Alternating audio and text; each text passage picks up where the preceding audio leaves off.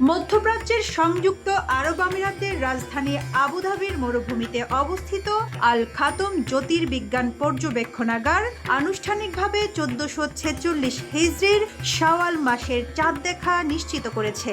রোববার 30 মার্চ সংযুক্ত আরব আমিরাতের সময় সকাল 7:30 এই চাঁদ দেখা যায় বলে জানিয়েছে গালফ নিউজ। প্রতিবেদনে বলা হয়, চাঁদটি সূর্য থেকে 10.5 ডিগ্রি দূরে অবস্থান করছিল।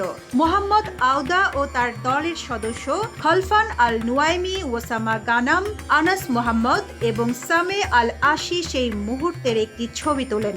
সামাজিক যোগাযোগ মাধ্যম এক্সে দেওয়া এক পোস্টে পর্যবেক্ষণাগারটি স্পষ্ট করে জানিয়েছে, চাঁদের আকৃতি শাওয়াল মাসের শুরু নির্ধারণের নির্ভুলতার উপর প্রভাব ফেলে না, তা রোববার হোক বা সোমবার। পাশাপাশি নতুন মাসের প্রথম দিন নির্ধারণের ক্ষেত্রে চাঁদের উপস্থিতি এবং চাঁদের দৃশ্যমানতার মধ্যে কোনো সরাসরি সম্পর্ক নেই বলেও তারা উল্লেখ করেন।